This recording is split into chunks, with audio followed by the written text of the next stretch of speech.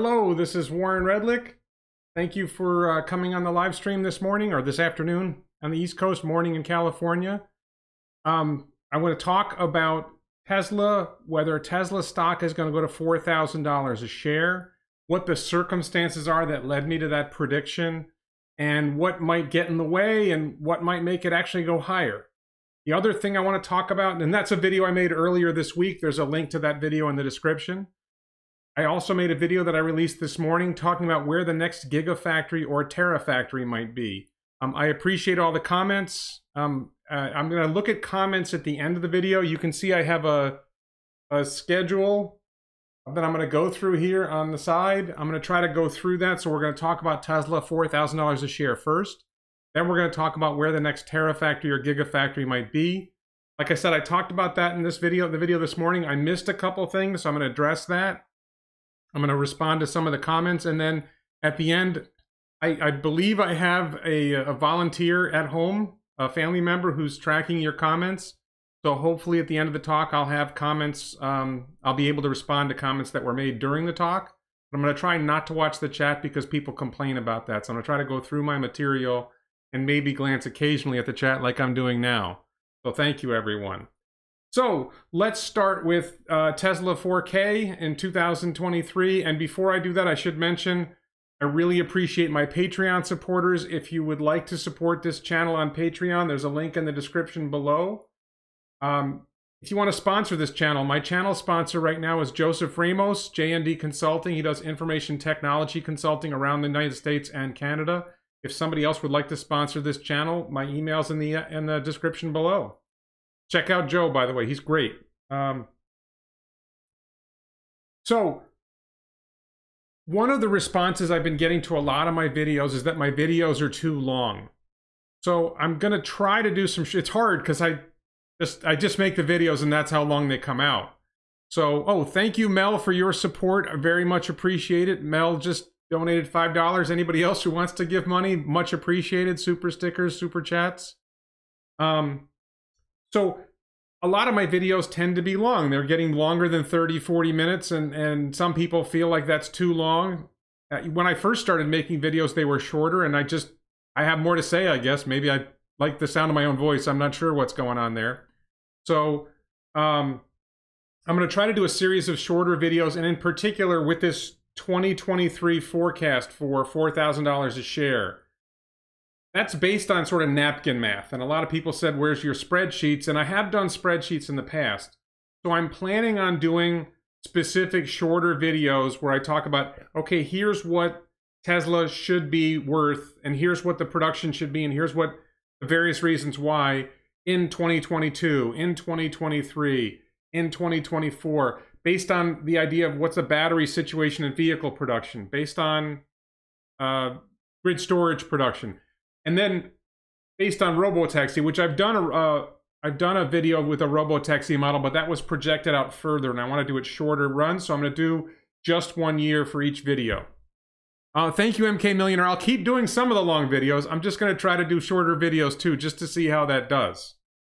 So the 2023 number I came up with in the video I released earlier this week was based on Elon's statement that they would be producing 100 gigawatt hours of high nickel batteries. I think he said 2022, and I projected if they did a full year at 100 gigawatt hours in 2023, what would that mean? I think I did, for 2023, I did 200 gigawatt hours based on the idea they did 100 gigawatt hours in 2022.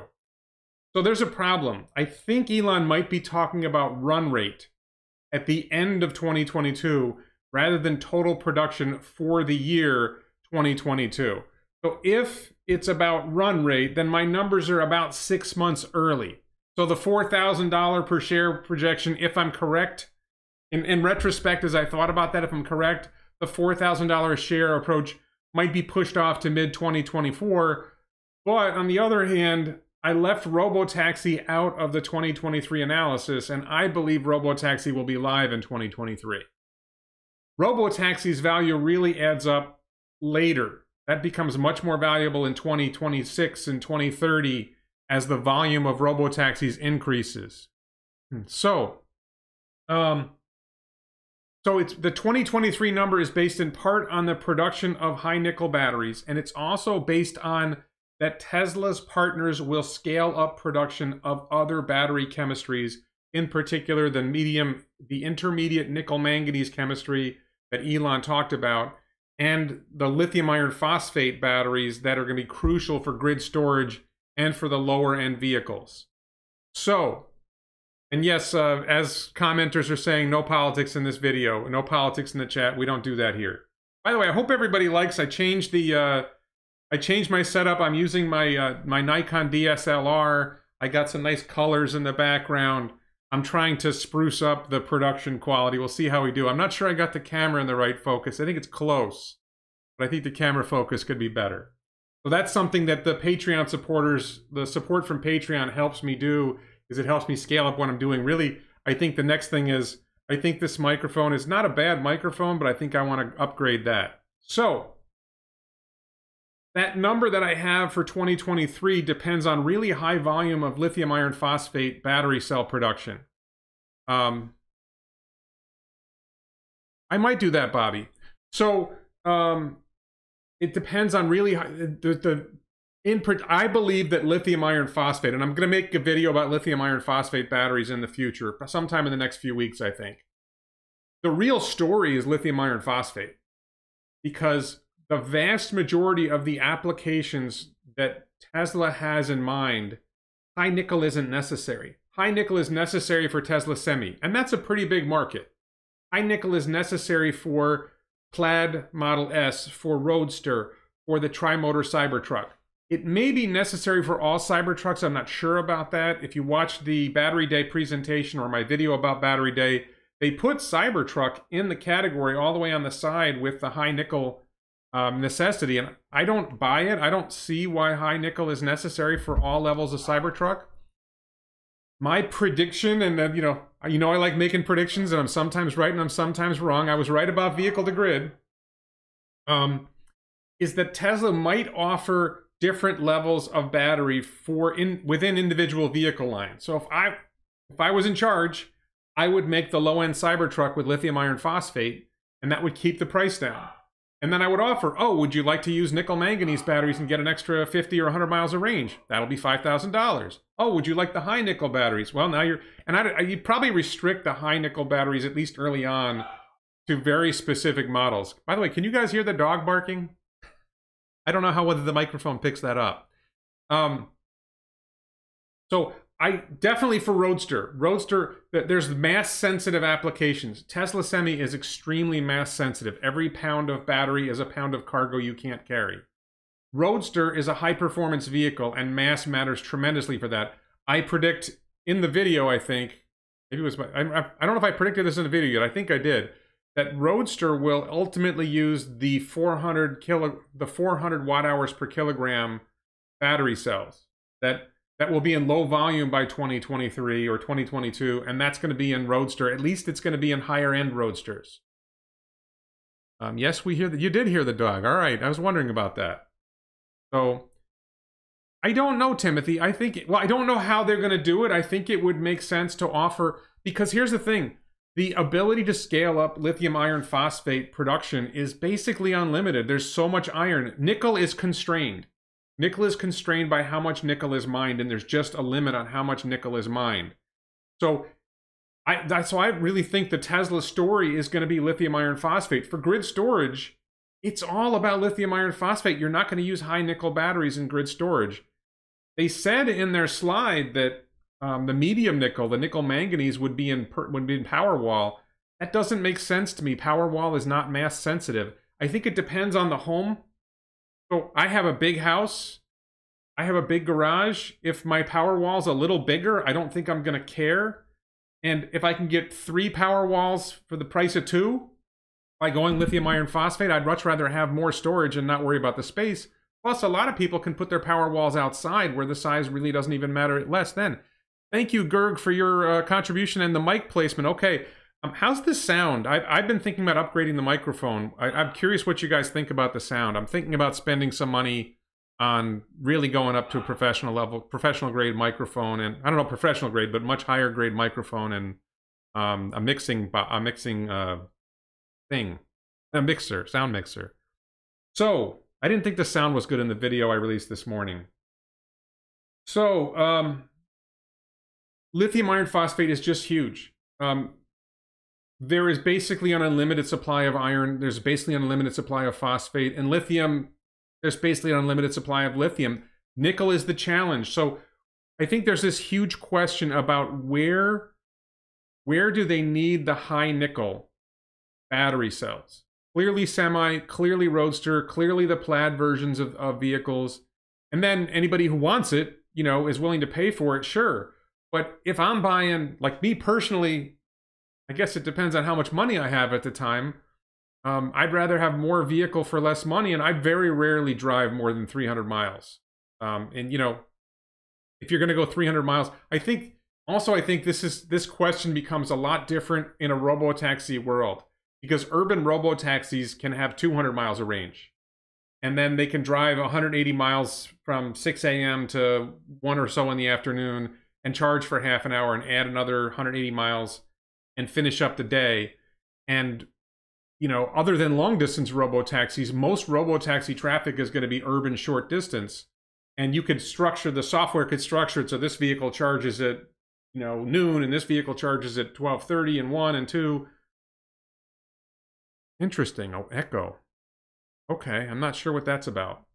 Okay, so probably this wall. Maybe I can do something about that. So let's see. So the other hurdle is, in addition to scaling up battery production, you've got to scale up lithium iron phosphate, you've got to scale up nickel manganese, and you've got to scale up high nickel. It looks like Tesla is going to scale up the high nickel itself, and I'm less worried about that. I'm more worried about partners scaling up lithium iron phosphate and nickel manganese.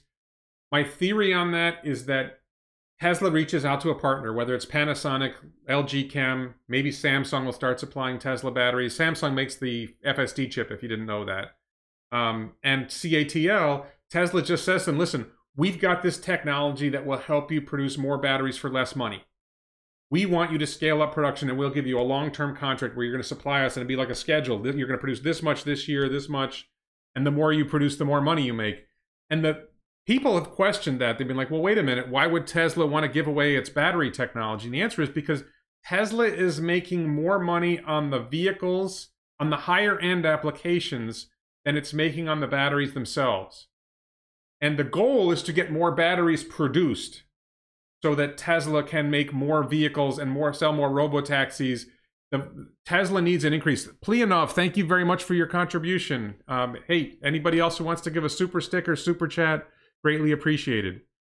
Well, Lambert, I want to make it a better sound. It's not just for this, it's for other things. So if Tesla can get its partners to scale up battery production, the profit and look, the goal isn't just profit. The goal is to accelerate the transition to sustainable energy. So we need everyone to scale up battery production. And what I can see, CATL is gangbusters ready to go. You tell us how much you want us to produce, we'll produce it. I think LG Chem is similar.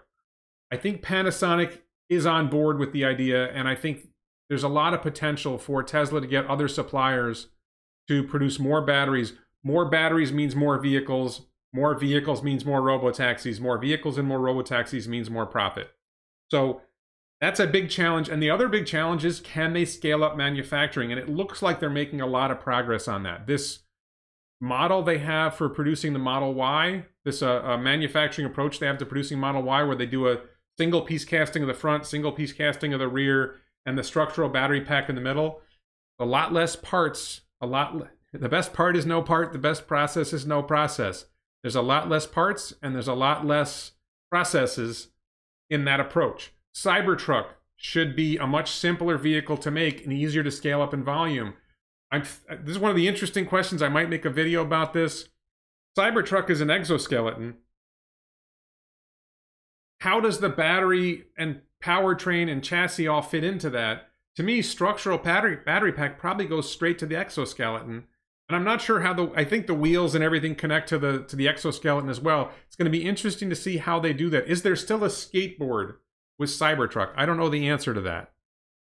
So people have said, what are the challenges going forward? The challenges are getting battery production up, getting manufacturing up, and getting access to markets like India, which Elon tweeted about. I'm going to talk about that a little later.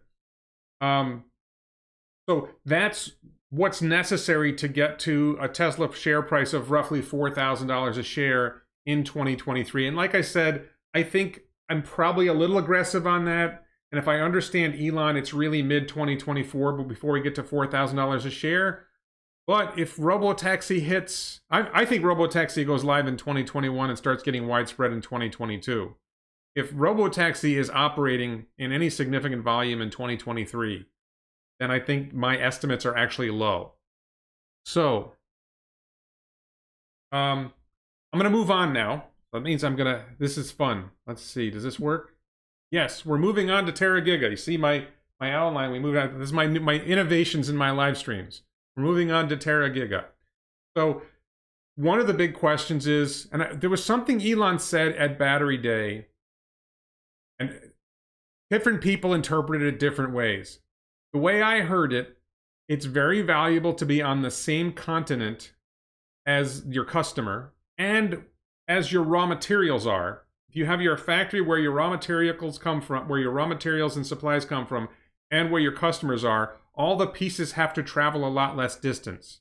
And that causes a lot less pollution, costs a lot less, uses a lot less energy, and costs a lot less money. And ultimately, you can have a more efficient chain, a more efficient supply chain from the beginning, from the mine to the consumer, to the finished product to the consumer.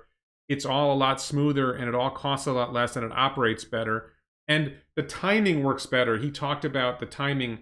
If we can deliver to the customer sooner, then it works better for the company.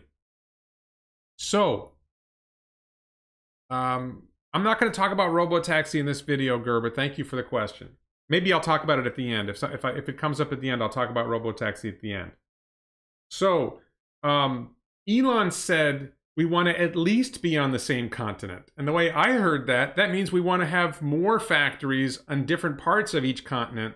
So we're even closer to the consumer and even closer to those raw materials and even closer to those suppliers. So I think just one factory in Asia isn't enough.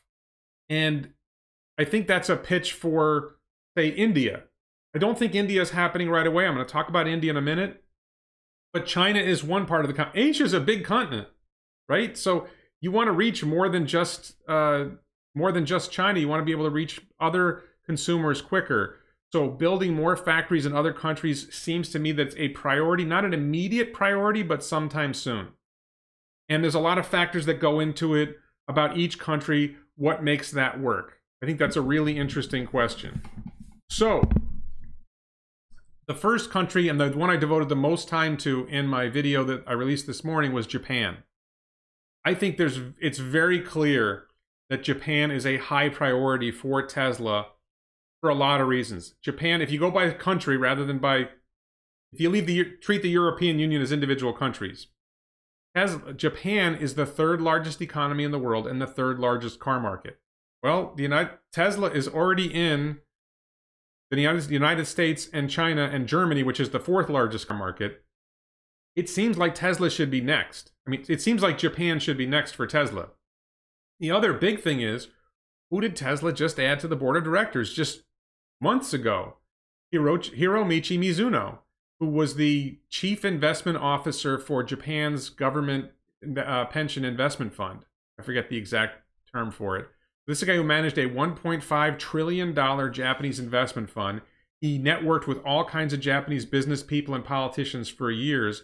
He is about as networked as you get, and he's on Tesla's board. And Elon has great relationships with other parts of Japan, with other people from Japan, including Soichi Noguchi, the astronaut who's about to fly on a SpaceX flight to the space station, and he's been working with SpaceX for probably a year and a half, 2 years now. And Yusaku Maezawa, who is a Japanese clothing billionaire, who is going to be running the Dear Moon mission. So a lot of connections there, and I think that's one of the big features, especially if you want to get into a country's market, whether it's Japan or another country. You want to have a good network of connections inside that country. And Tesla now has a really solid network in Japan. And yeah, Jim, exactly what I'm thinking. They need connections inside the Japanese market, and that's why they did it. So I think Japan is next. And, you know, Watashi wa Nihongo ga dekimasu. Hiroshima ni 1 年間 sundemashita. I lived in Hiroshima for a year. I've traveled to Japan a couple times. If you watched my video that I released this morning, I'm nuts about food from all these different countries, and I love Japanese food.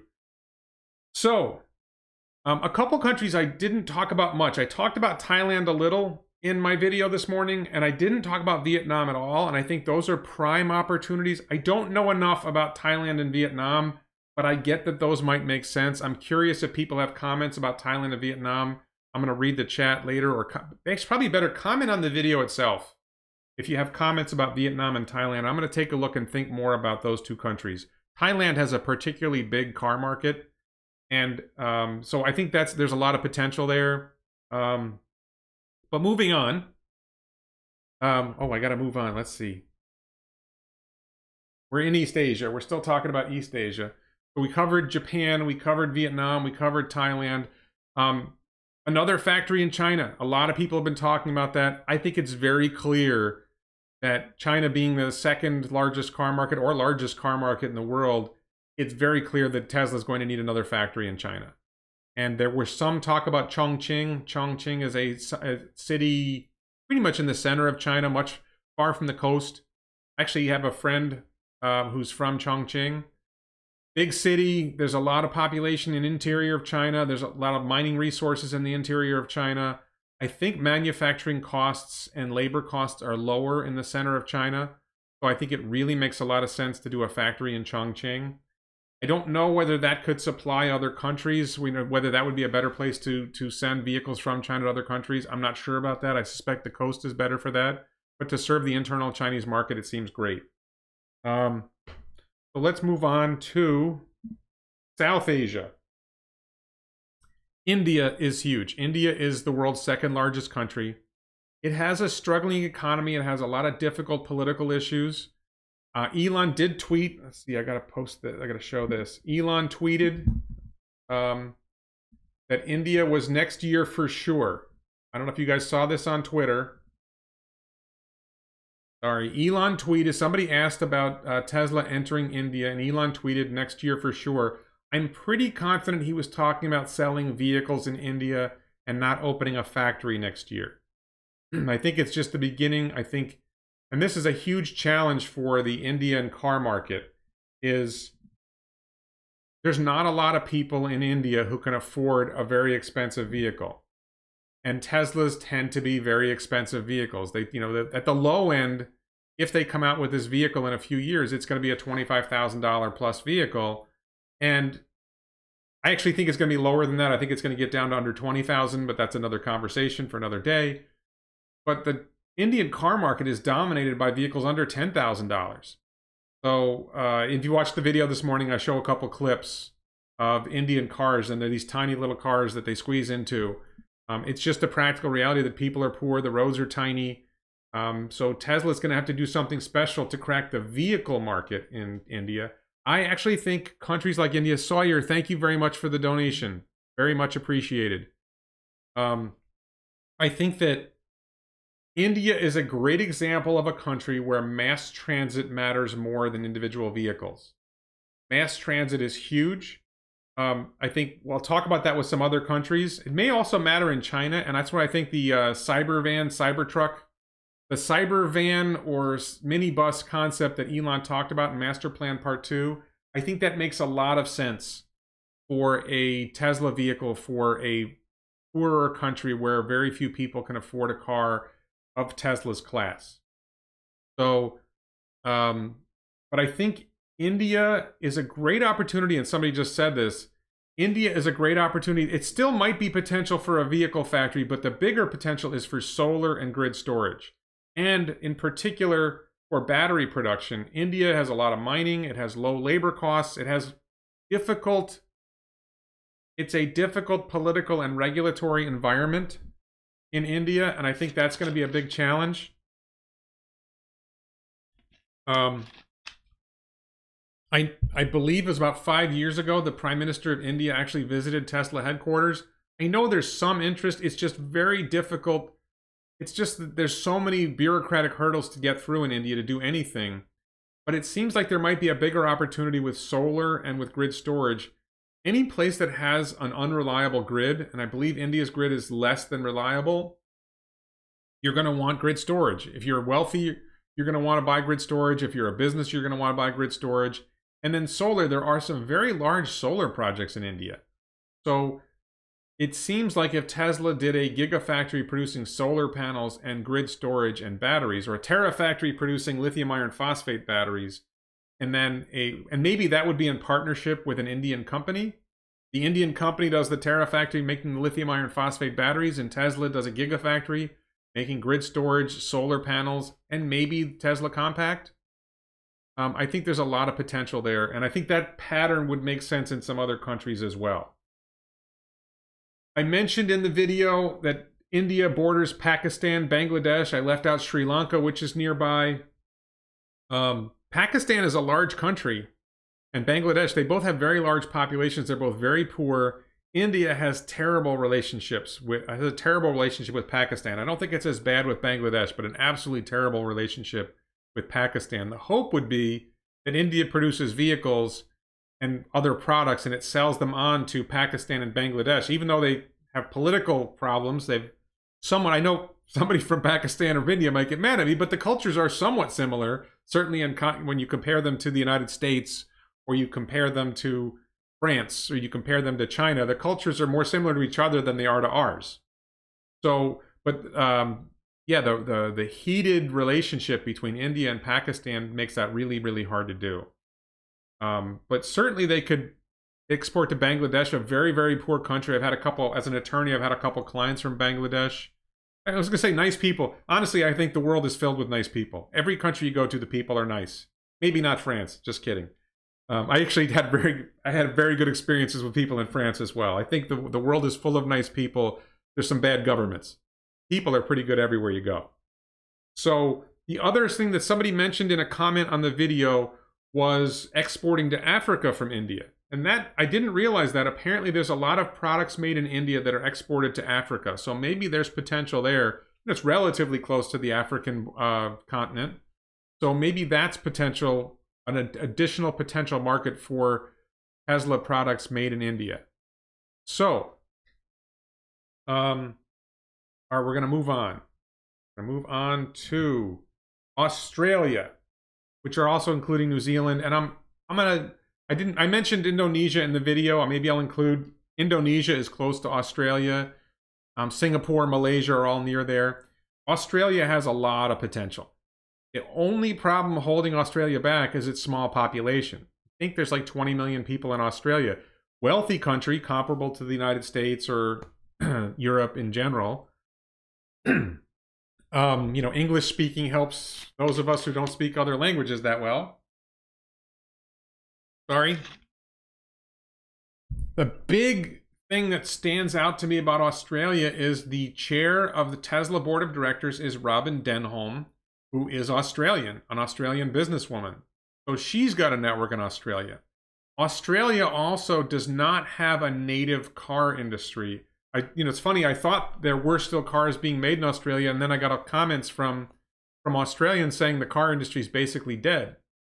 So you have a great labor pool. That's something I should have mentioned before about Japan and India as well. Great labor pools, highly talented engineers. India is like the land of great engineers.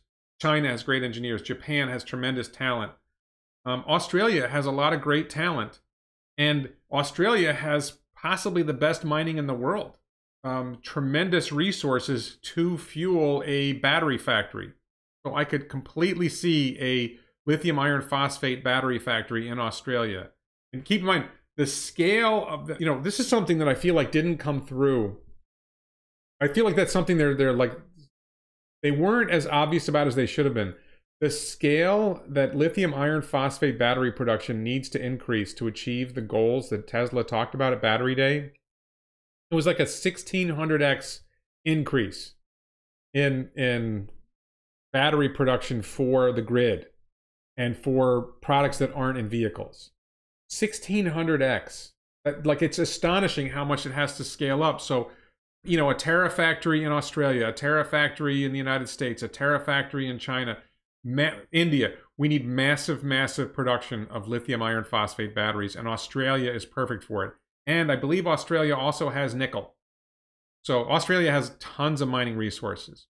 So, oh, let me take a step back. Somebody mentioned Korea. I didn't mention, I talked about Korea in the video really quick. I think Korea is too competitive and too protectionist, and I don't think it's going to happen, and I don't see the connections. Wonderful country, one of my favorite cuisines. India and Korea are my two favorite cuisines, but I just don't see it happening in Korea. I think it's too hard, and the market's just not big enough to justify the effort.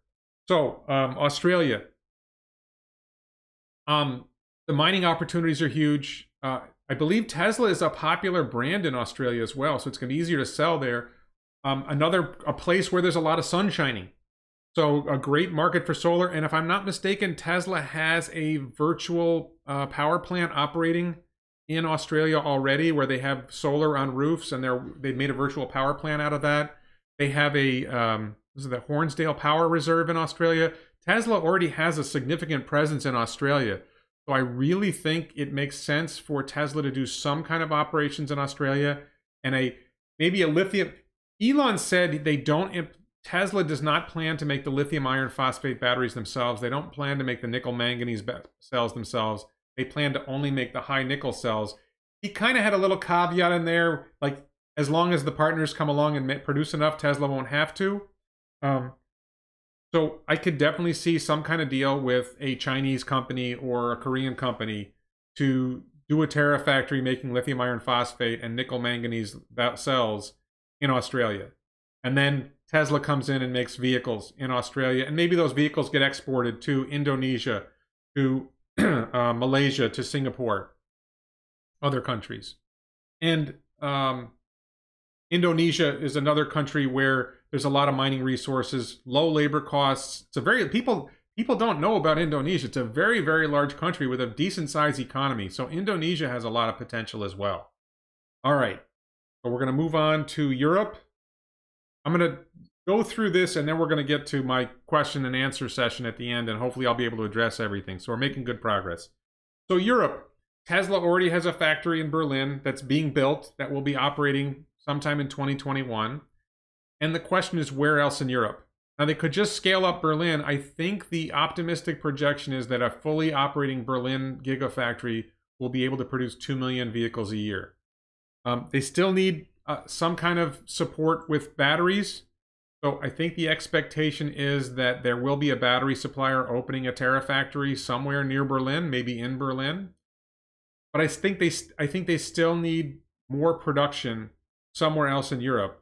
Going along with that idea, you want to be at least on the same continent, but you want to be more than just on the same continent. You want to be in multiple locations on the same continent. So the three next biggest economies after Germany and Europe are the United Kingdom, England, France, and Italy. France and Italy are both close to Germany. They both have challenging economies, labor markets, political situations. I love France, I love Italy, but they can be a mess. Italy also great food. France, not bad. England, terrible cuisine, but they have Indian food. So I think the United Kingdom, England, is a pretty clear location for the next Tesla Gigafactory. Other people have said, what about Norway or Sweden? I don't hate that idea. I think those markets are too small. I'm not sure. I don't know enough about Norway and Sweden to really offer an intelligent comment on that. I know Teslas are very, very popular in those two countries. So it would make sense from that perspective. I just don't know. You know, the other advantage of the UK is you make the vehicles with the steering wheel on the other side. And other people have said this, hey, we go robo-taxi, it doesn't matter which side the wheel's on. So yeah, that's true. But at least in the short term, and I think for the next few years, we're still going to be seeing vehicles with steering wheels. So maybe there's an advantage in producing wheels on the same side for the UK, on the UK side, and those get exported to countries that are smaller countries that need wheels on the same side. I'm not sure, I'm not convinced of it, but I think it makes some sense. And I'm not sure what other, I know the Caribbean tends to have wheels on the other side, at least in some of the countries. So, Oh, I didn't talk much. I didn't talk very much in the video I released this morning about Eastern Europe and Russia. Most of Eastern Europe is close to Berlin, so I don't see, and Berlin is arguably Eastern Europe already. I don't see, you know, as much as I think there's potential for Poland and Romania and the former Yugoslavia, Croatia, Serbia. I think there's a lot of potential in those countries. Somebody mentioned Turkey. I thought that was an interesting suggestion. Russia seems like it would have potential. I don't know how big the car market is. I think Russia, despite being a large country, it's not as big as you might think, and it's far less wealthy than people realize. I actually think Russia is greatly overestimated in foreign affairs. Yes, they've got nuclear weapons. Yes, they have a big army, but economically, they're smaller than Texas. Believe it or not, the Russian economy is smaller than the Texas economy.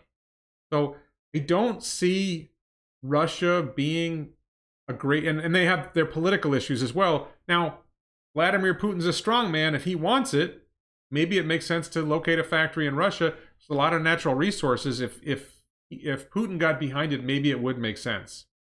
So that's Europe. Let's move on. And we'll come back and talk about these more in the Q&A at the end if people have good comments on it. So the Americas. The number one standout to me, it's easiest to talk about Brazil because Brazil is in South America and we don't have something, and Tesla doesn't have something on the continent yet in South America. But Canada is like a shining example of a great place for a Tesla factory. And in fact, there already is manufacturing in Tesla already has manufacturing in Ontario. Tesla acquired Hybar, which is based in Ontario. And if you go on the Tesla website right now and look for jobs in Canada, and you, I forget what, you look at the city choices, I think it's Richmond something. Hybar, you know, Tesla has a lot of manufacturing jobs in Ontario already. Canada has great mining. Canada has a pretty good labor market, a pretty good regulatory environment. I could almost see a factory in Canada supplying the northeastern United States. Instead of building a factory in South Carolina, maybe Tesla builds a vehicle factory in Ontario. And somebody builds a Terafactory to, you know, go along with mining nickel and iron and produce batteries. I wonder if it would make sense to have a factory in Ontario that supplies Canada and supplies New York and other parts of the United States that are far from Texas. I think there's real potential there. Also a lovely country. Not sure about the cuisine. I have been to Quebec. I have been to British Columbia. I have been to Ontario. I lived in New York for most of my life, so I'm very familiar with Canada. Love the country. Great people, like everywhere else. So the next country that really stands out more in a sense, is Brazil. Brazil is a tremendous opportunity and a tremendous problem. Brazil has a huge population, it has a fairly large economy, and has a pretty big car industry, and it doesn't have so much a domestic car entry as it has foreign companies making cars in Brazil, which I think makes the entry easier. Lots of mining, lots of available labor. They got problems, they got high crime, very bad crime, but there's other companies operating factories in Brazil. And hey, if you got a high crime area, Cybertruck's a great vehicle because it's bulletproof. Hard to hijack, it's hard to hold up a car if it's bulletproof. I guess if you have an AK or an AR, it's going to penetrate Cybertrucks. Maybe you make the Cybertruck Wolverine edition, the low crime edition with thicker steel. Sorry.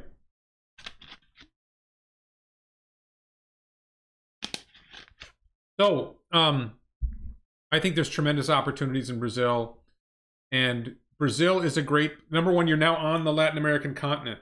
So you can supply Argentina, you can export to Argentina, you can export to Chile, you can export to Peru, you can export to Colombia. I think to some extent that's constrained by the Amazon jungle being in the way. I don't know how easy it is to get vehicles from Brazil to, say, Peru, which is on the other side of the Amazon. But certainly Argentina's nearby.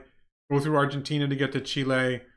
Maybe you have to use shipping to get around the continent. I'm not sure about the logistics of shipping from Brazil to other parts of Latin America, but I think that makes a lot of sense. The other issue, which is a minor issue, I think, is Brazil speaks Portuguese, and the rest of Latin America pretty much speaks Spanish. And that would be an argument for the other big country in Latin America that I don't think it's going to be, which is Mexico. Mexico The problem with Mexico, Monterrey, Mexico. Oh, Brian, thank you very much. Wouldn't Tesla go to the country with the highest car sales first? Also, the government of that country would have to be EV friendly, right? Yes, Brian, I agree, and that's why I think Japan is the top of my list. That's in the video I released this morning. Brian, by the way, is my neighbor and a supporter on Patreon, so please support me on Patreon. Brian owns the Tesla Model Y that I drove in one of my videos recently. Great friend. He lives right there. Go behind my house. He lives there. That's my back window of my house, and Brian lives over there. So thank you, Brian. So yeah, absolutely. Japan is number one on my list because it's the next largest car market that Tesla doesn't currently occupy. And with Hiromichi Mizuno on Tesla's board, they have great networking in Japan. So, Mexico. Monterrey, Mexico is a big business part of the city, of the country. It has, I have some clips from Monterrey in the video. I think it's one clip from Monterrey in the video I released this morning. Very strong potential for operations in Mexico. It's a fairly large country. It has probably the strongest economy in Latin America on a per capita basis. It's got a history of exporting into the United States. I could almost see where a Mexican Gigafactory would make vehicles that would come to the United States. I don't know. I think the problem with it, I could almost see where the Tesla Compact would be made in Mexico and then exported to Latin America and exported to the United States. I think that the Tesla Compact, the future vehicle they talked about, will probably be made in the United States as well. But I think Mexico it's a pretty good case for Mexico. The problem is shipping from Mexico to the populations in Latin America is far. They do have mining. They have all the other resources. Probably Mexico has problems with government, politics, and regulation, but probably compared to Brazil, it's better.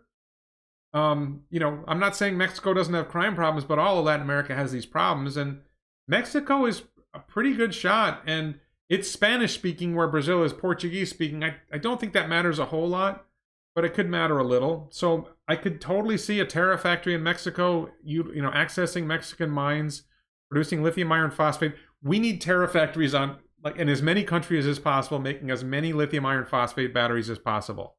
So that could be huge. Let's see. Just briefly, Colombia, Chile, Argentina, Peru, they're all great countries. I don't think any of them has a large enough market to sustain vehicle production on their own. Certainly if Tesla found a good opportunity in Argentina or Colombia or Peru, it might be better to export to the rest of Latin America from, say, Peru than it is from Brazil. I'm not sure. I just think that Brazil has the best opportunity for it and the largest car market. And I think it makes more sense in Brazil, but I wouldn't rule out, say, Peru or Colombia. Colombia has big problems. Venezuela is obviously out right now. Unless Venezuela comes out of their problems. So the last thing I wanted to talk about, we're going to move on to the last part of the outline here. We're on to Africa. So Africa, I forgot to mention a country in my video this morning. I forgot to mention South Africa, which is a big mistake. Origami Cybertruck, thank you very much for your contribution. What just happened? I think we just had a flash of a power outage. You guys still got me? We just had a little bit of a brownout here, I think. So hopefully you guys can still hear me. Africa, South Africa. Tremendous, but I don't know. Speaking of an unreliable grid, I need to get a power wall. So Africa, South Africa is Elon's native country. He was born in South Africa. His family comes from South Africa. I imagine he is well networked in South Africa. South Africa, my impression, and I'm saying this as an outsider who has never been to South Africa and hasn't put a lot of thought into South Africa. I have friends who are from South Africa and they fled the country because of the high crime. It's really bad. Elon doesn't talk about South Africa that much. I don't get the impression that Tesla is eager to open operations. They may sell a few cars in South Africa, but I never get a feel for that South Africa is near and dear to anyone's heart, in Elon's heart or his family's heart. They don't talk about it much. Somebody said, well, yeah, but they do have car manufacturing, and it is a good place to export from to the rest of Africa. So I can't dispute that. I think that somewhere in Africa would make sense. I actually think that Africa is like India. It's a great case for the Cybervan, a bulletproof mass transit vehicle that's air conditioned with Tesla's, the heat pump that Tesla's using.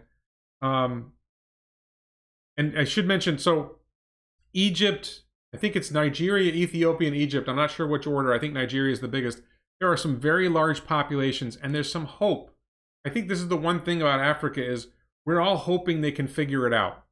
They have their economies have struggled for a long time. Maybe it's the remnants of colonialism. Maybe it's the lack of the rule of law. Yes, Timothy, exactly. Grid storage. Grid storage, they have unreliable grids. So if you can get grid storage at low cost with lithium iron phosphate into Africa, into Latin America, you know, if you can expand that, if you can get solar out there, that gives the basis for a stronger economy and helps them grow out of their problems. And there are some positive signs coming out of Africa. It's just, you know, like, you know, 2 steps forward and 1 step back, it seems like. So I think that pretty much covers what I wanted to say. I do want to, again, you know, ask you if you support me on Patreon. I'd appreciate it. A super chat here or there. Looks like I've got my Q&A from my assistant.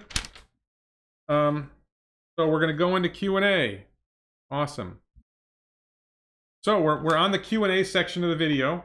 I'm going to take a drink first.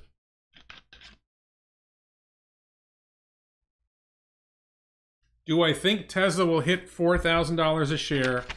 And where do I think Tesla stock will head before and after the election? Okay, I do not make short-term stock predictions. My favorite prediction about stock prices in the short term is they will fluctuate. I really don't care. If Tesla could drop to 200, I'd still be 3x ahead of where I was. Tesla could go up to 1,000, I'm not selling. I believe that Tesla is a long-term play. There are people who are really big on short-term stock movements and playing the stock market and that buy low, sell high, and, you know, constantly trading. And it's just not for me. My own personal view is, whether it's options trading or short-term stock trading, is you're increasing your transactions costs. And the idea is, I've got a better plan than the guy who's, if I'm buying, I've got a better plan than the guy who's selling. If I'm selling, I've got a better plan than the guy who's buying. And there's a 50% chance you're wrong. And there's a 50% chance he's wrong. You know, that the person you're trading with is probably, you know, what are the odds that it's kind of like, you never want to get into a fight, because the guy you get in a fight with might be a better fighter. That no matter how good of a fighter you are, the guy you get in a fight with might be better, or he might have a gun. You don't want to get into, I don't want to get into stock trading because there are people who have more information than I do about short-term movements. And it's just not for me. So I'm not the person to go to for that kind of advice. An election, I don't really have an opinion about it. I don't, personally, we didn't want to get into politics, so I'm not going to go there about the election. Maybe I'll do that in another video someday. William Lipovsky asks for a video on a Starlink IPO. Let me talk about the Starlink IPO right now. Elon tweeted, somebody asked him about whether Starlink would IPO, and he said several years from now, once the Starlink network is up and running. Once it's up and running, it's not that much of a growth story anymore. It's a dividend stock. So, I mean, it may continue to grow. There may be some value there, but it's kind of like, if we could buy into SpaceX now, that would be great. I don't know what company you can invest in that would buy you into SpaceX now, because I think that's a tremendous growth story, but they're not going public until they're not going public with Starlink until it's up and running and stable, and then it won't be a growth story anymore. And I like investing in growth stocks for the long term. You know, would I buy shares in it? Yeah, maybe, but you know, it's a ways off, and it's not something I'm worried about. Caligula asks, are you still keen on Tesla stock $20,000 a share in 2030? Yes. I actually, when I came up with my numbers for 2023, I started to think I was low for 2030. And my plan is to do a series of videos where I just do 1 year at a time.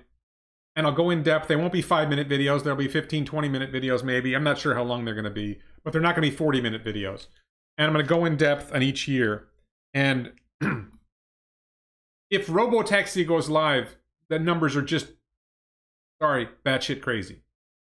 The potential for Tesla's revenues and profits in a robotaxi world are just like mind-boggling. And $20,000 a share could be low for 2030. If robotaxi network goes live and Tesla does the model that I think they should follow, which Elon has hinted at least, but Tesla just owns the vehicles and runs the robotaxis itself. You know, if you bought a Tesla, you'll be able to keep it and operate on the robotaxi network. But it's going to be so expensive to buy a Tesla, you won't bother buying it anymore, and they'll just run the robotaxi network themselves, and they'll make all the profits. And $30,000 a year in profit times 100 million vehicles is an insane amount of profit. And then you've got to add the growth and the price-earnings ratio, and it just gets to insane valuations. So 2030, but I'll get to that. I'm going to do another video on that soon. Daniel asks, do I think Europe will get 4680 cells before the United States? No.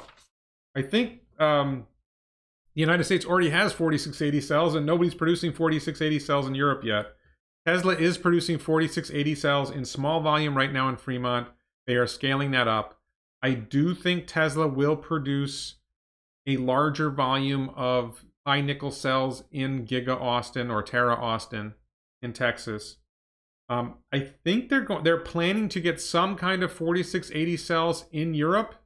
I guess they're probably trying to find a battery supplier to supply the nickel manganese and lithium iron phosphate. And I think that the impression I got from Battery Day was that it makes sense to standardize all cells at 4680 format in the long run, not immediately. The 4680 tablets, why wouldn't you do that in lithium iron phosphate? And maybe there's a theory that certainly you want to do the 80 millimeter height. If you're doing the structural battery pack, you'd probably want all the batteries the same height. Maybe there's a simple engineering fix to that, but I would think you would do that. I don't know if they need to have 4680 to do structural battery pack. I think tabless helps a lot because it reduces cell heating. So, what do I think Tesla's biggest challenges in the near future? Scale. Scale, scale, scale. Increasing production of batteries, increasing production of vehicles, increasing production of grid storage. How do they solve passengers not trashing the car for robotaxis? I get this question a lot. It's the same issue for Uber and Lyft. It's the same issue for mass transit. I don't see why that's different. Uber and Lyft, if you trash a car, you're going to get a poor rating and no vehicle will pick you up anymore. If you trash the car, then you'll get a low star rating on the robotaxi network and no vehicle will pick you up.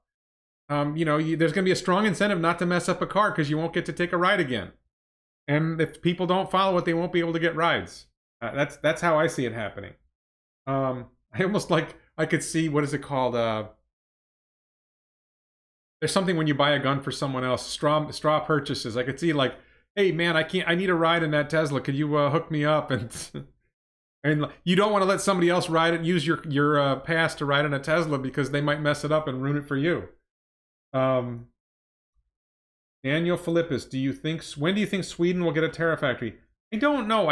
I don't know enough about Sweden to answer that question. My impression is there's a lot of natural resources, so maybe a lithium iron phosphate Terafactory would make sense in Sweden. That probably wouldn't be a Tesla factory. It would be run by another company.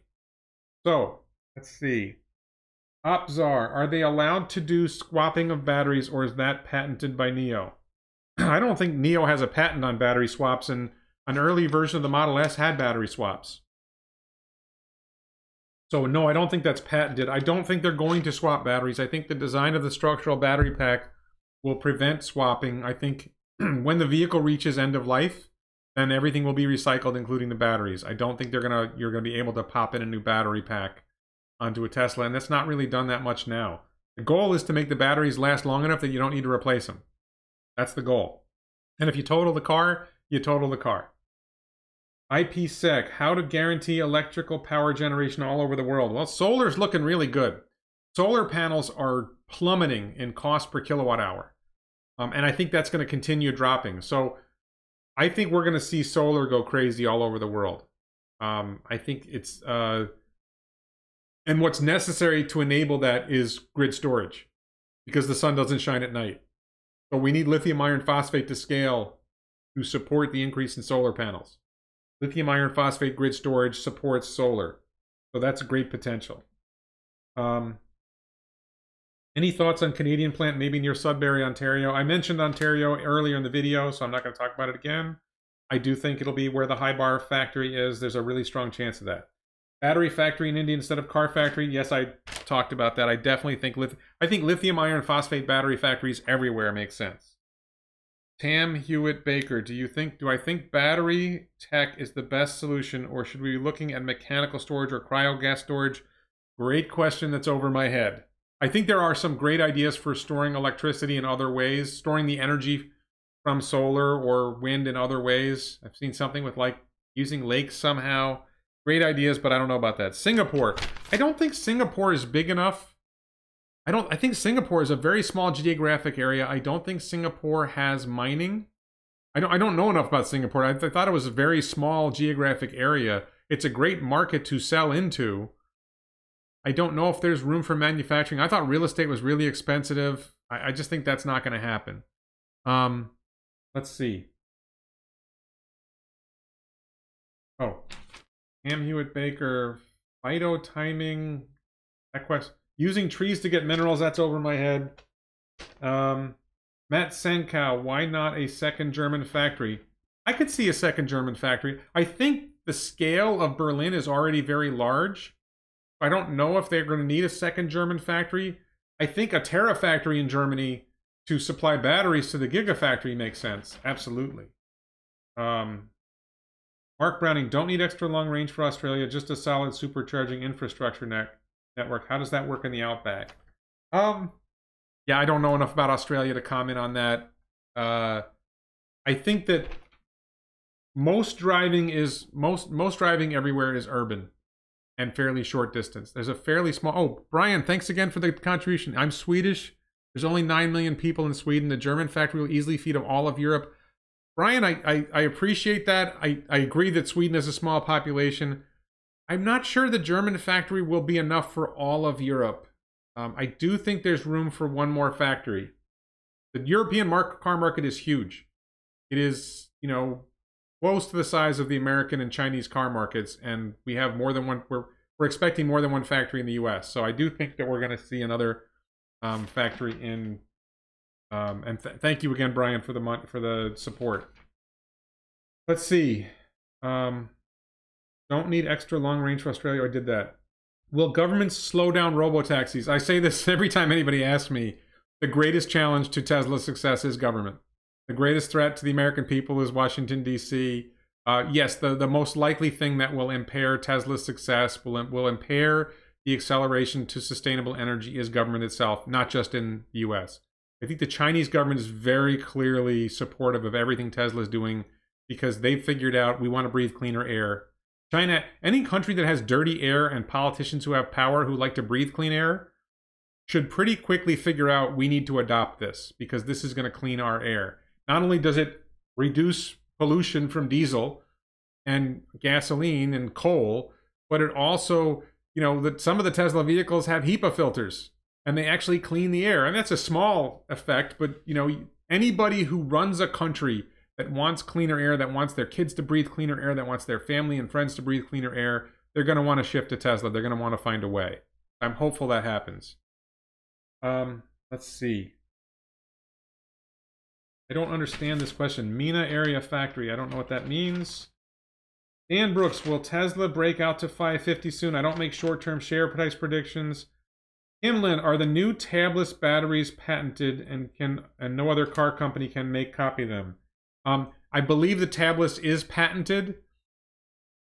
Tesla, generally speaking, shares its patents. It lets people use its patents. It's not really about the patent. It's about the engineering to make it work.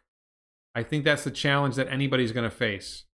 So, I think that Tesla is going to make long-term partnership deals with battery suppliers so that they will lock up a long-term supply of batteries if those and they will give the technology, give the engineering support to companies who want to make these tabless batteries in exchange for you're committing to supply those batteries to us.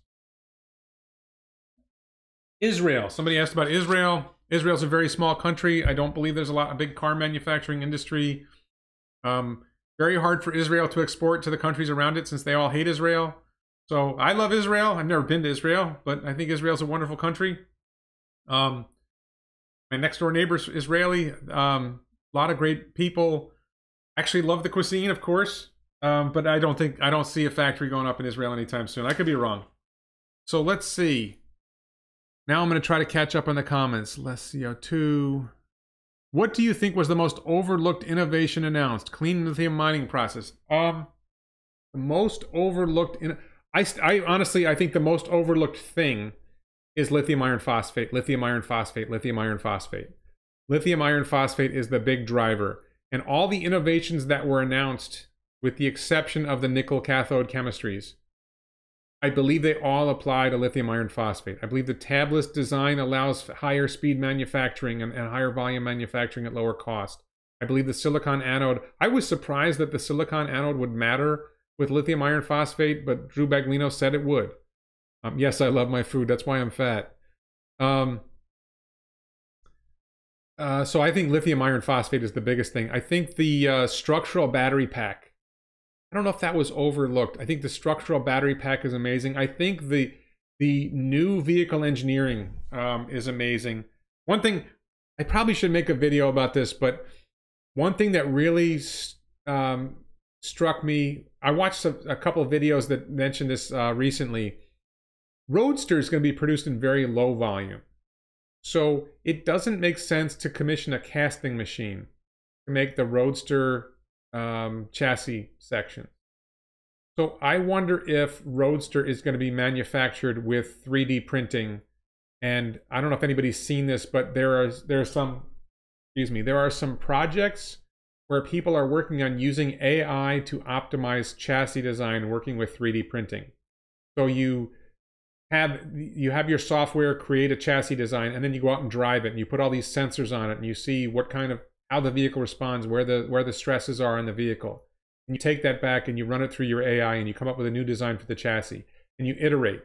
And you do that 5 times, 10 times. And I can imagine Tesla coming up with a chassis for Roadster that is 3D printed, designed by AI, that would be incredibly lightweight, incredibly strong, work with a structural battery pack, and just be amazing. And that's where I think the Roadster is going to be the most amazing vehicle ever made. And I think Plaid Model S is already an incredibly amazing vehicle, and I think the Model Y is an amazing vehicle. But Plaid Model S is going to be not. When Roadster hits, which is I think end of 2021, sometime in 2022, when Roadster hits, people's jaws are going to drop through the floor. And I think that's going to be part of it. And then the question is, if they can do that with Roadster, it's going to be expensive when they do it with Roadster. Can they find a way to scale up the 3D printing technology? Can they find a way to speed that up and minimize the cost of doing it so that they can apply it to something like the Tesla Compact? What if the Tesla Compact was made with 3D printing? And somebody pointed this out to me after I made some comment about it somewhere, that maybe this was on Twitter, that SpaceX does a lot of 3D printing. So there is a lot of knowledge about 3D printing inside Elon's wheelhouse. So I could see that working. Yes. Let's see. We should work with China, not against them. We don't need a world war. I am a big fan. I believe we should work with all other countries. I think war is stupid, and let's end it, and let's all recognize we're all on the same planet together. That's what's so great about Mars. Let's see. They will make a cast battery tray. I'm not sure how that's going to work. AI correct, and Robotaxi will work if all... Oh, somebody asked about Robotaxi. Why I'm confident that Robotaxi will be live so soon. So, this is another future video. I believe that the FSD version 4 chip is coming in 2021. You go back to 2019 Autonomy Day, they had already been working on the FSD version 4 chip for 2 years. The FSD version 4 chip will be at least 3 times as fast and probably use a less energy, less electricity than the FSD 3 chip. So, and Elon's been tweeting about the floating point architecture behind the chips in the cars and the Dojo chips. The Dojo chips are floating point architecture, I think floating point 16, and the chips in the FSD chips are integer 8. And I think they're really close to releasing the FSD4 chip. And I see people asking, when am I going to get my upgrade to the FSD3 chip? And the answer is you're not. I think they're going to stop making the FSD3 chip because the FSD4 chip is coming. And that's going to make the software work that much better. And then sometime in 2021, Dojo goes live. First of all, so the end of this year or early next year, remember Elon time is Elon time, Autopilot is going to go feature complete, which means it will go everywhere, anywhere you want it to go to operate, it will operate. You just have to supervise everywhere. But it will be able to handle any driving condition, at least in theory. Once it does that, it's learning more. It's learning faster. Now you adopt the FSD4 chip, and now it's capable of operating quicker. Now you adopt 4D, the foundational rewrite is going to have 4D labeling, which is going to 10x the learning. The learning is going to be 10 times faster, if not more. Might even be 100x. The speed of learning is going to rapidly increase with 4D labeling. And then the Dojo supercomputer is going to go live sometime in 2021, and that's going to 10x the learning as well. So it's all, I've driven Autopilot. Autopilot is already amazing. But, you know, it's not perfect. And I'm teaching a teenager to, well, my wife is doing most of the teaching, but I'm teaching a teenager to drive. And I taught my older teenager, I did most of the teaching on my older teenager to drive. We let teenagers drive cars, and they're pretty crappy at it. We let people with drunk driving convictions drive cars. There's people who drive with suspended licenses, and in theory they're not supposed to, but we don't really punish them in Florida. So this is an important concept. I'm going to go deep for a second. This is an important concept for people to understand robotaxi adoption. If your attitude about robotaxi is, when will it be better than me? Then it's going to take a while, because I guess most of you are like me and you think you're pretty good drivers. What's the goal? Is the goal to be better than the best drivers? Sure, in the long term. But what's the minimum that robotaxi has to achieve before you let it on the roads? And my answer is, well, as soon as it's better than a 17-year-old boy, that's good enough for me, because there's 17-year-old boys on the road right now. And there's people with drunk driving convictions on the road right now. And there's people driving with suspended licenses right now. And robotaxi is going to improve a lot faster than the guys with the drunk driving convictions and the people with the suspended licenses. So if the goal is to replace the worst drivers first, then as long as it's better than the worst drivers and it takes them off the road first, that's good news. And generally speaking, the people who are the worst drivers have the highest cost per mile. When my kid got on my insurance rate spiked.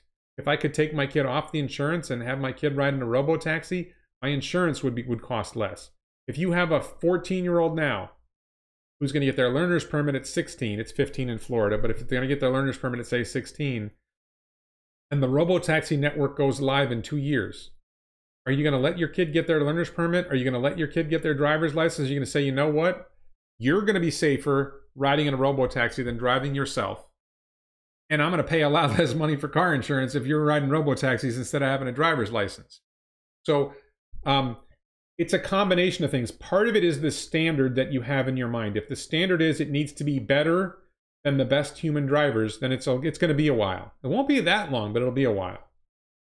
But if your standard is better than the worst driver, just a little better than the worst drivers on the road, well, that's a lot easier to attain. And it sort of depends on where you do most of your driving. If you do most of your driving in upstate New York, where I'm from, the drivers are pretty good. Different parts of the country have different quality. Different parts of the world have different quality driving. First of all, the standard of the driver, and second of all, recognizing how fast it's improving. And it's really hard to see how fast it improves until it improved so fast it blew you by and you're like, wow. So I think people underestimate how fast it's going to improve, especially with the foundational rewrite, especially with Dojo. And I think people overestimate what the standard needs to be for the drivers. Elon talks about it needs to be 10 times better than the average driver. I don't think so. It needs to be twice as good as the worst driver. That would be good enough for me. So let's see what else we got. Bienvenidos a Miami, yeah. Let's see. Driving around Orlando, Tampa, yeah. Oh, something else I just wanted to address. I see a lot of people asking or commenting on my videos about how Tesla, I never talk about Tesla insurance and what that's going to contribute in the long term. Well, I might make a video about this, but I don't think Tesla insurance is important 10 years from now. The reason Tesla insurance is not important 10 years from now is because because robo-taxis will eliminate accidents and insurance will become trivial. When insurance is trivial, then robo-taxi doesn't matter anymore. I'm sorry, when robo-taxi is live and insurance, when the roads are perfectly safe or almost perfectly safe, insurance becomes trivial. The auto insurance market goes from however big it is to basically nothing overnight. So, I think Tesla insurance, Tesla insurance, the more robo-taxis on the road, the less insurance matters. So Tesla insurance is important in the short run to spur adoption of Tesla vehicles, but it's not important in the long run for Tesla's revenue and profits. Let's see. Somebody's calling. It's probably by the way, I hate telemarketing. I hate robocalls. If any presidential candidate says that they will make it a federal felony to do telemarketing or robocalls, and they will use the full force of the U.S. military to arrest in foreign countries, that they will do drone strikes on telemarketing centers, I'll vote for that guy. Yeah, but I hate telemarketing. I hate robocalls. Am I worrying about antitrust monopoly issues? My brother asked me about that earlier. Yes. I'm worried about government in general. I think that, the greatest example of that is Uber and Lyft. California is killing Uber and Lyft right now. I believe the Florida Keys still prohibit Uber and Lyft from operating. Government, we know that Uber and Lyft saved lives. We know that they reduce drunk driving, they save lives. And government that supposedly cares about our safety is resisting Uber and Lyft, which save lives. Why? Why? Because they don't. If you believe government cares about your life, okay. Governments killed hundreds of millions of people in the 20th century. Anarchists killed very few. I like anarchists. Drone strikes on telemarketers. Yeah, you guys are saying that's funny. I wish I was kidding. I get like 5 or 10, easily 5 or 10 robocalls and telemarketing calls a day, and it just, like, I don't even know why we have a landline anymore, because they're all junk calls. Every landline call is a junk call. We should get rid of the landline. It's just so annoying. Yeah, publish their name and auditors. Exactly. I'll take care of it myself. Weirdos won't say, I'll take care of the problem. S&P 500 inclusion. I've given up on predicting S&P 500 inclusion. It doesn't make any sense that they're not included. The longer the wait, the worse it is for the S&P 500. It's crazy. Yeah, so the issue on, is it an antitrust issue? I think Tesla is trying to do it in such a way that it encourages other companies to participate. But look, me personally, I don't think it's a from a policy standpoint, I think the antitrust issue is misguided. I think that the history of antitrust is really about established players who were charging high prices getting angry about new players increasing their market share by charging lower prices. Antitrust laws were adopted against consumers and adopted for big business. So I think generally speaking, antitrust laws protect business at the expense of consumers. What Tesla is doing is going to lower the cost per mile for transportation for all of us, and anybody who makes high-cost transportation is opposed to that and has more influence over government. We're not going to talk about anarchism in depth. I would love to have that conversation, but that doesn't fit with my channel, and y'all think I'm crazier than you thought. I was mostly thinking about Amazon when I said that. Well, Amazon isn't a monopoly. I mean, I went to Walmart the other day. I mean, there's plenty of opportunities. I think Tesla could become Tesla can't become a monopoly because the volume they would have to produce would be so great. They could have a monopoly on the robo-taxi market, but the vehicle market, there's like 2 billion vehicles to replace. If Tesla produces 20 million vehicles a year, they won't make a dent. We need other companies to produce EVs. Let's see. Model 3 still too big for our old German streets. That's why the compact is coming. That's And I think we're going to see the Tesla Compact, and I think it's going to be one global platform with different designs for different markets. That's going to be fun. What if the USA disallows Tesla computer chips to be used in China? Well, they're made by a Korean company now.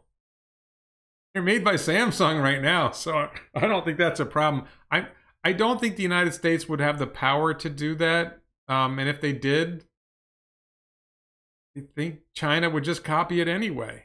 Not really the chip, it's really the software that matters. What other companies are you excited about? Oh, I'm excited about SpaceX, Boring Company, and Neuralink. On the stock market, I bought Amazon in 2013 and I'm up 11x. So I'm happy about that. I think I'm up a lot on Google. I think, but I don't really look at the stock market that much. Every once in a while I look and I realize I don't know enough about these other companies to make a call. I got really excited about Tesla, SpaceX, Neuralink, and the Boring Company and what Elon's doing, and that got me excited about Tesla, and I bought stock in Tesla and I talk about Tesla. Is New York dead? Great question. I am from Albany, New York. I have spent a lot of time in New York City in the last few years in Long Island. I think New York's in serious trouble, but I'm not competent to say.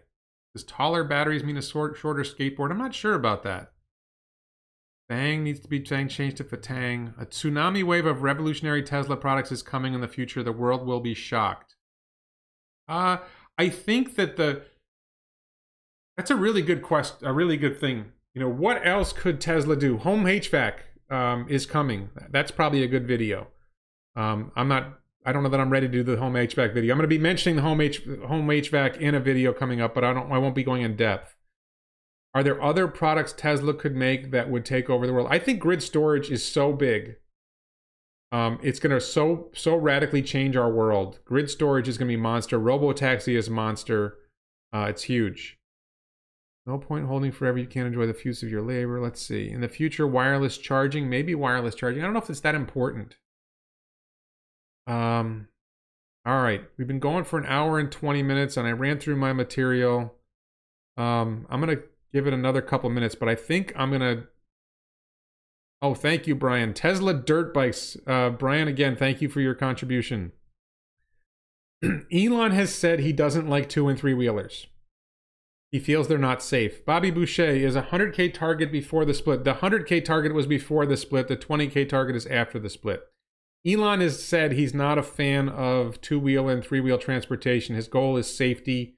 I think when you got to a robo-taxi world, robo-taxi dirt bikes might make sense. I don't, you know, they've got this. There's one thing that goes against that is the cyber ATV goes against the idea that Elon cares about safety. So that's kind of an interesting question. You know, he was asked about 3-wheeler or Arcimoto. I think he was asked about Sandy Munro and Arcimoto, and he said he didn't like 3-wheelers. He basically shot down Sandy's request for support for Arcimoto and a couple other companies.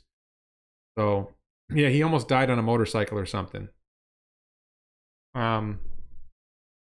Scooters will be big sellers in the third world. Arcimoto is cool. Home storage is the most important, so you can use your daily solar storage to charge your car. Yeah, home storage or neighborhood storage or, you know, grid storage in general. Will driving be illegal? I think driving will eventually be illegal except on tracks. You'll be able to drive on a private track. Will they take on Apple with a satellite phone? Okay, let's talk about Starlink for a second. People ask me about a Starlink phone.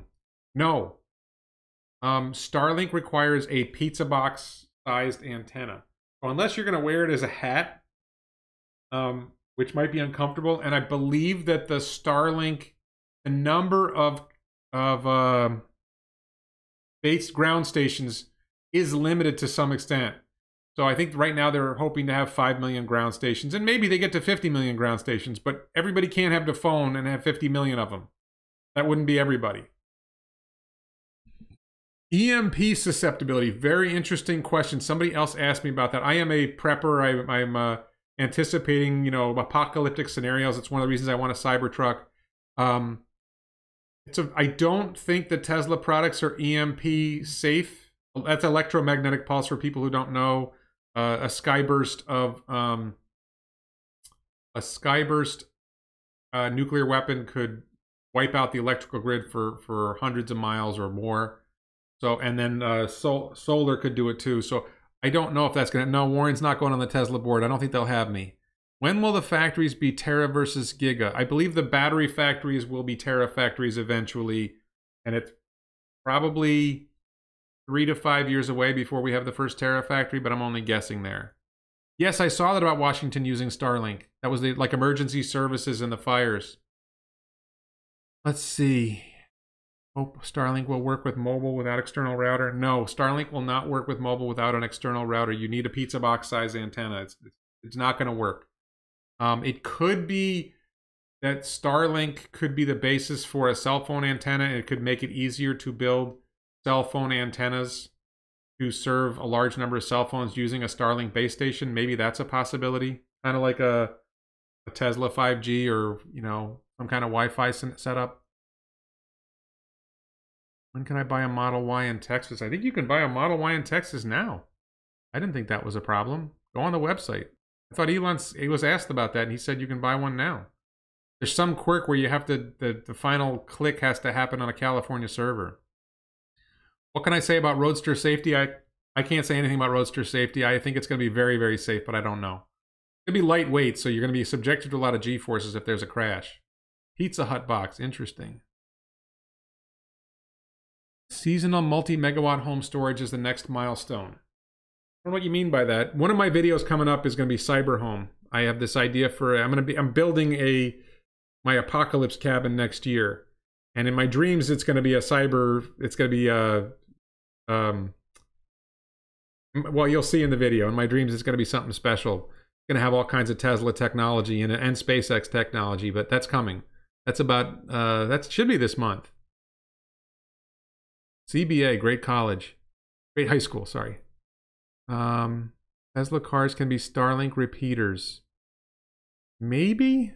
I don't know if that, well, I don't think, Elon said you wouldn't have Starlink antennas on cars because the occupants of the car wouldn't use enough bandwidth to justify it, and it wouldn't be aerodynamic. But excited for Tesla HVAC presentation. That's probably a year away. Why couldn't the roof of Tesla be used as a Starlink antenna? I think it's not aerodynamic.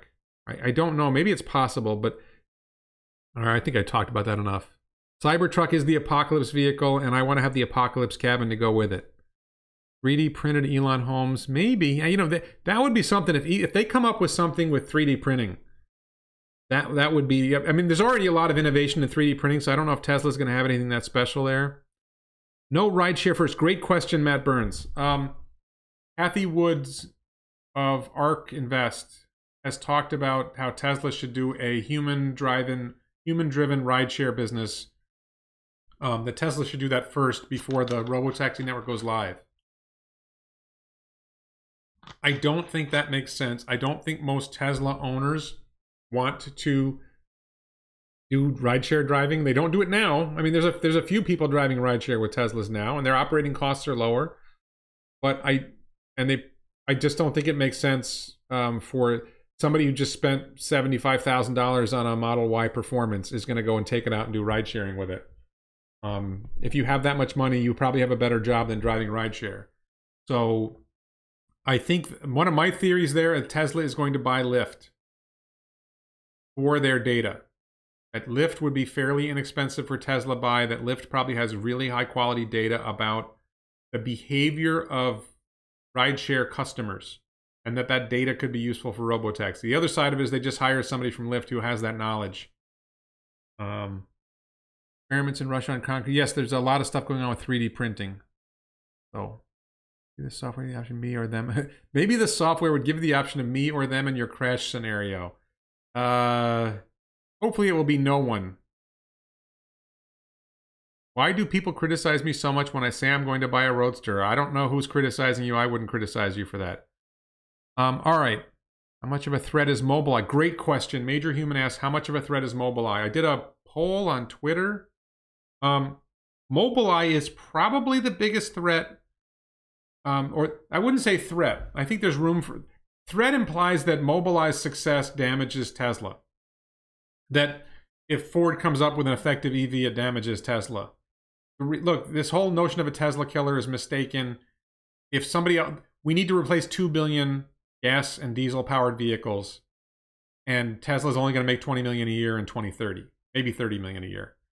So we need other people to make EVs. Same thing with self-driving vehicles. If Mobileye comes up with a great self-driving application, they come up with their own robo-taxi network, great, because we're going to need a huge volume of robo-taxis, and Tesla can't make enough. It's going to take too long for Tesla to make enough, so it's great if somebody else comes along and does it too.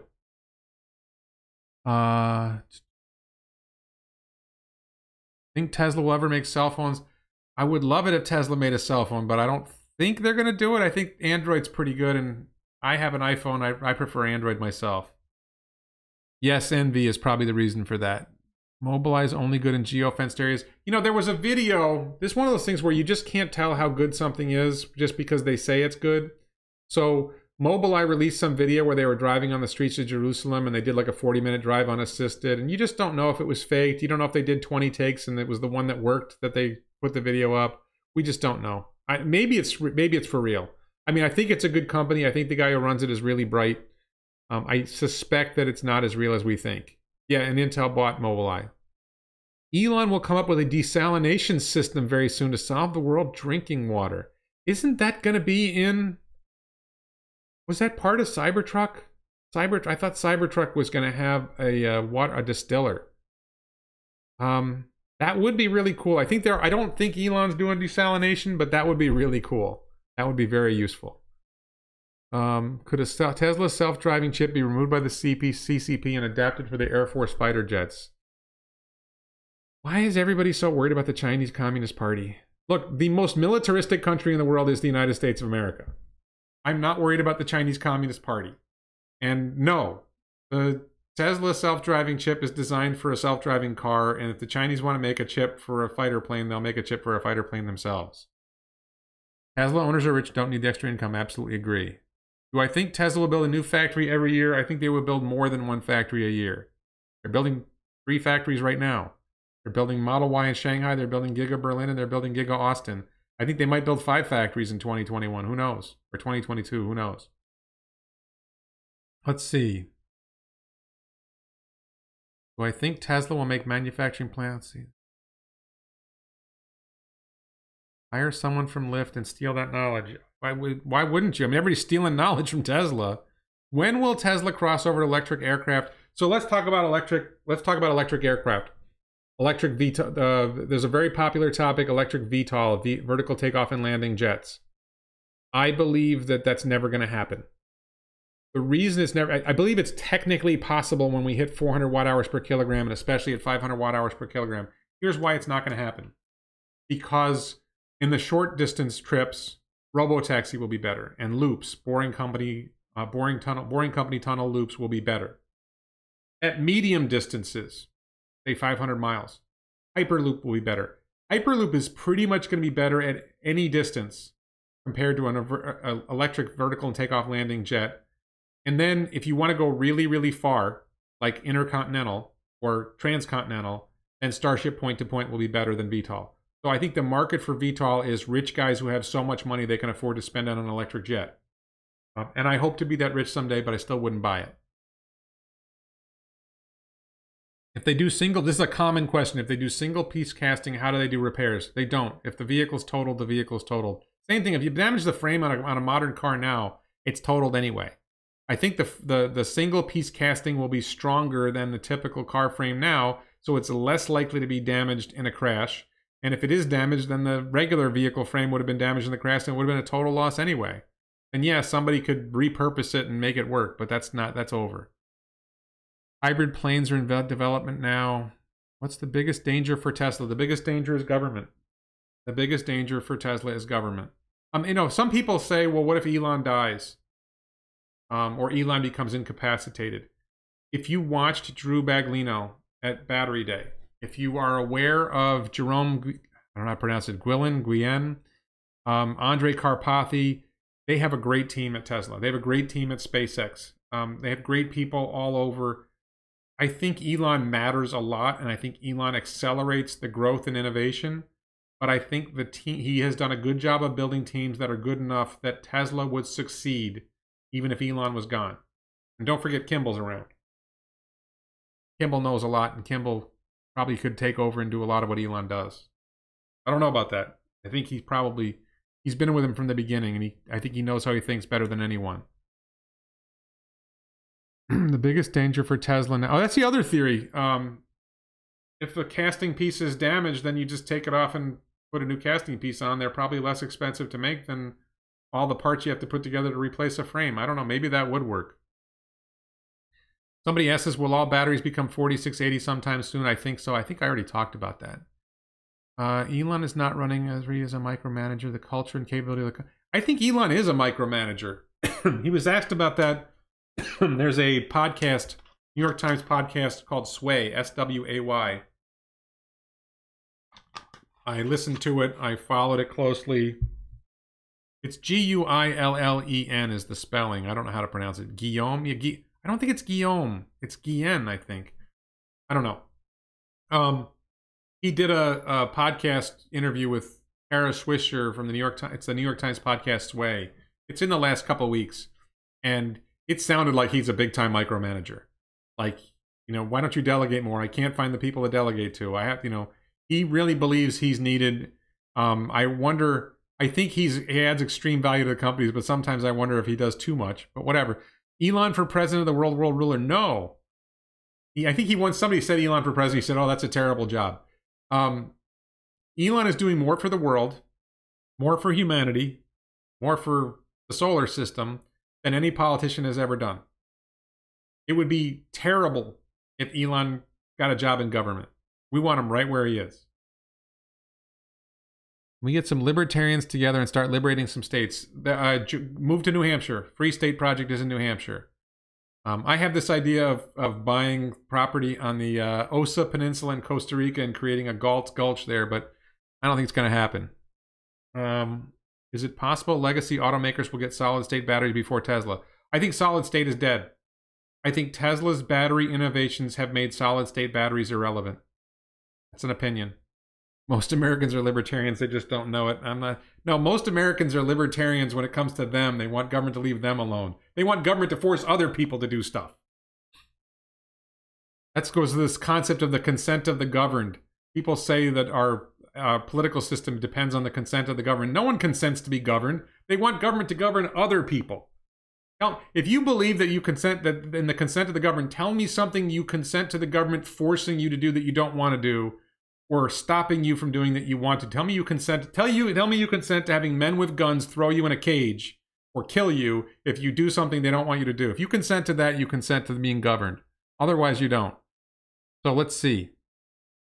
I'm sorry, but I didn't want to go. That's not partisan politics. That's just Warren's crazy libertarian anarchist philosophy. And I acknowledge I'm a crazy libertarian. You can feel like, oh, that's just Warren being crazy. Yes, I agree. Solid state died on battery day. You think the webcam is better? Really? I don't think the webcam is better. Interesting. I think, at least for the product, I think the background looks a lot worse than the webcam, but that's okay. We'll see. Ban TikTok. Do tabless batteries approach performance of a capacitor? That's over my head. That's a good question for the limiting factor. I want to mention again, please support me on Patreon. I want to mention some channels I love. I love the limiting factor. If you're really into the battery technology, the limiting factor is a great channel. He's doing fantastic videos. I love him. Just absolutely love the guy. What about charging Tesla car from another car? I don't think they can do it yet, but it might be coming. Why do people keep asking? Everybody loves solid state. Solid state is dead. The 4680 tabless high nickel battery is already as good.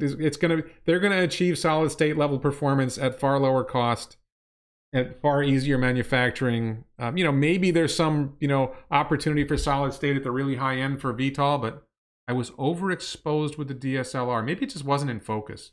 Interesting. I'll look at that. Okay. What about charging Tesla car from another car? I think I just answered that. I don't think it's happening yet. It might happen in the future. I don't know. This is a good question. The silicon anode, how are they doing that? So here's my theory on the silicon anode.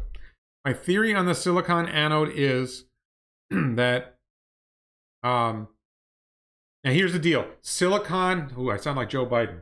Here's the deal. The silicon holds 9 times as much lithium ions as the graphite.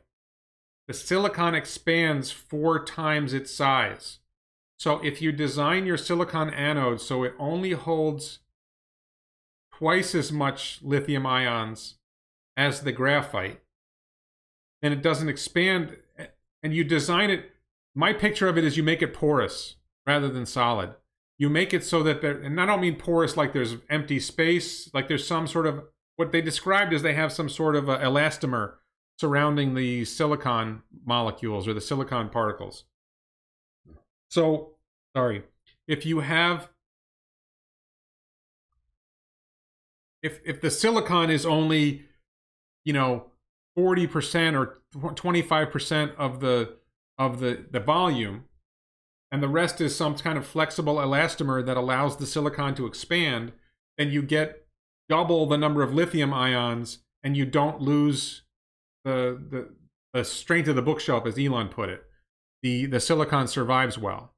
So I think that that's the idea behind the anode. What I didn't understand is why the anode matters for lithium iron phosphate. And maybe somebody can answer this question. If you do, answer it in the comments below, because I'm more likely to see it in the comments. To me, it's like you've got cathode and anode.